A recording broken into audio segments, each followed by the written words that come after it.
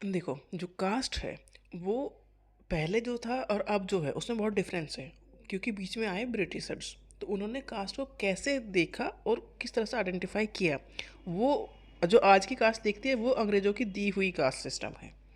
तो कॉलोनियलिज्म और कास्ट।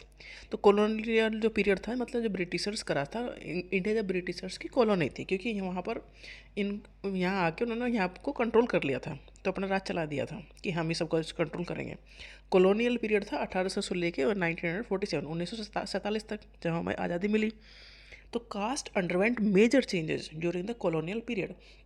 इस पीरियड में कास्ट सिस्टम में काफ़ी चेंजेस आए। और उन्हें क्या फ़ायदा था कास्ट सिस्टम से? एक तो वो जब यहाँ ब्रिटिशर्स आए तो उन्हें यहाँ समझ में नहीं आया कि कैसे समझा जाए यहाँ की सोसाइटी को, समाज को। तो उन्होंने सेंसस किया, जनगणना। तो उसमें कास्ट का भी सेंसस किया कि इतने लोग इस कास्ट के हैं, इतने लोग इस कास्ट के हैं। तो अपर कास्ट को उन्होंने बेनिफिट दिए और लोअर कास्ट को कहीं ना कहीं एक्सप्लॉइट किया। जैसे अपर कास्ट को लैंडलॉर्ड बना दिया, लोअर कास्ट को लेबरर बना दिया। तो एक जो कास्ट का जो आज दिख रहा है ना डिफरेंस, ये कहीं ना कहीं ब्रिटिशर्स का क्रिएट किया गया है। Some scholar argue that what we know today as caste is more a product of colonialism. जो आज हम कास्ट सिस्टम जानते हैं ये कॉलोनियलिज्म का प्रोडक्ट है। Than of ancient Indian tradition, जो पहले था ना कास्ट सिस्टम इंडिया में, वो और आज के कास्ट सिस्टम में डिफरेंस है। और ये डिफरेंस क्रिएट किया है ब्रिटिशर्स ने, जब उन्होंने यहाँ पर कॉलोनी बनाया और उन्होंने अपना राज किया। उस टाइम पे जो चेंजेस आए वो आज का कास्ट सिस्टम दिखाता है। Initially, the British administrator began by trying to understand the complexity of caste। यहाँ कास्ट बहुत सारी टाइप की थी, काफ़ी कॉम्प्लेक्स थी, उन्हें समझ में नहीं आ रहा था। Is an effort to learn how to govern the country efficiently. तो उन्होंने सोचा इतनी कॉम्प्लेक्स जो कास्ट सिस्टम है यहाँ इंडिया में, उसे समझने की उन्होंने एफर्ट लगाए कि कंट्री को हमें गवर्न कैसे करेंगे।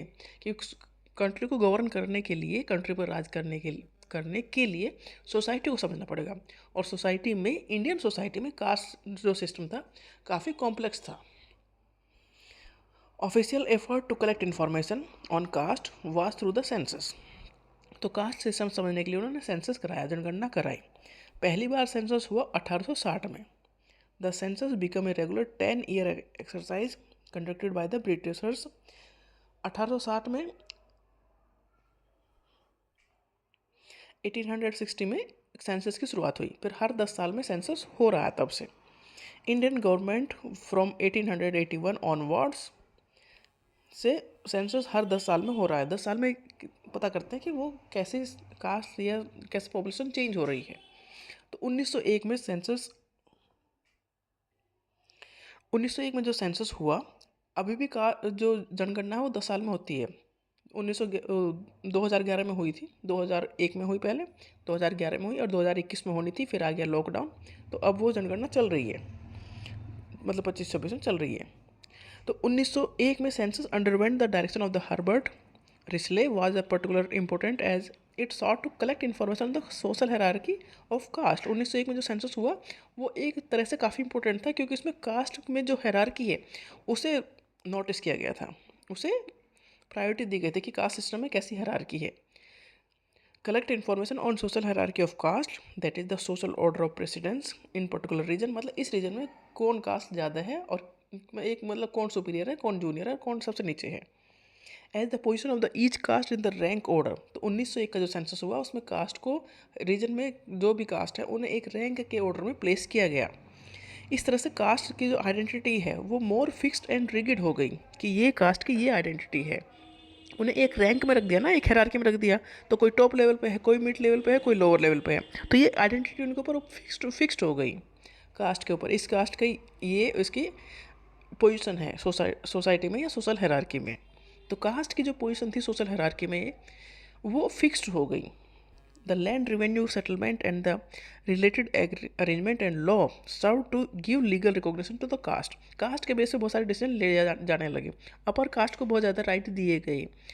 These caste now become the land owner. जो अपर कास्ट था के लोग थे उन्हें लैंड ओनर बनाया गया in the modern sense rather than feudal classes with claim on the produce of the land. तो जो अपर कास्ट को अंग्रेजों ने ज़्यादा वो दे दिए, अधिकार दे दिए तो वो कहीं ना कहीं पावरफुल हो गई। तो caste become an official identity in law and governance. तो कास्ट के बेस पे अंग्रेजों ने बहुत सारे डिसीजन लिए, कास्ट के बेस पे सोसाइटी को डिवाइड किया। पहले उन्हें कास्ट सिस्टम यहाँ समझ में नहीं आया, फिर समझ में आने के लिए उन्होंने सेंसस कराया। तो उन्हें 1901 उन्होंने 1901 को जो सेंसस हुआ था उसमें रीजन में जो कास्ट है उन्हें एक हायरार्की में अरेंज कर दिया गया कि टॉप लेवल के ये हैं, लोअर लेवल के ये हैं। तो ये कहीं ना कहीं कास्ट एक रिगिड जो स्ट्रक्चर था वो आ गया। उससे पहले जो एंशिएंट इंडिया था उसमें कास्ट सिस्टम इतना रिगिड नहीं था। पहले कास्ट सिस्टम था कि जो जिस काम को करता है उसके बेस पे उसकी कास्ट के उसकी पहचान थी। बट ब्रिटिशर्स ने सोशल जो हायरार्की है कास्ट की, उसमें एक हायरार्की में जब कास्ट अरेंज हुई तो टॉप लेवल, मिड लेवल और लोअर लेवल आ गया। तो उनके ऊपर एक ठप्पा लग गया, ये इस कास्ट के लोग हैं, मतलब ये हायरार्की में, सोशल हायरार्की में नीचे हैं या ऊपर हैं। तो जो ऊपर थे सोशल हायरार्की में, जो कास्ट ऊपर थी, उन्हें कहीं ना कहीं बेनिफिट मिला इस चीज़ का। The British sometime encourage caste and community division. तो ब्रिटिशर्स को करना था यहाँ राज, तो वो डिवाइड का रूल काम करते ही थे, मतलब कास्ट के बेस पे भी उन्होंने डिवाइड किया। तो ब्रिटिशर्स ने कंडक्ट किया सिस्टमेटिक सेंसस फ्रॉम 1871 ऑनवर्ड। 1871 से हर 10 साल में सेंसस उन्होंने कराया। This made caste more official, fixed and hierarchy.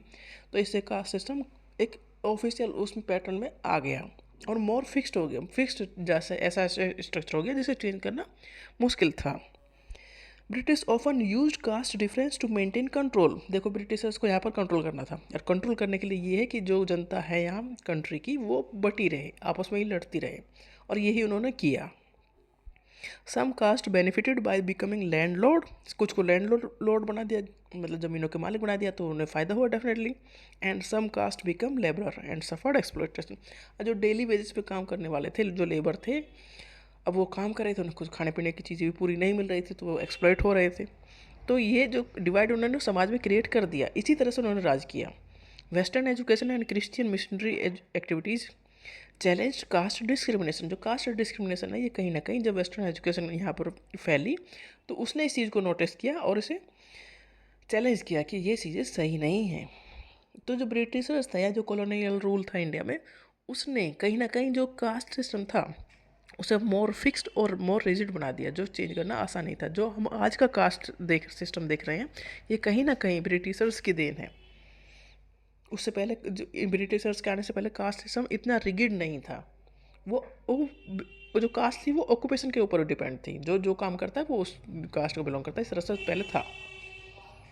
बाद में ब्रिटिशर्स ने इसे ऑफिशियल रिकॉर्ड में बना दिया कि ये कास्ट लोअर कास्ट है, ये कास्ट अपर कास्ट है। तो काफ़ी जो डिफरेंसेस क्रिएट हो गए कास्ट के बीच में वो ब्रिटिशर्स ने दिए।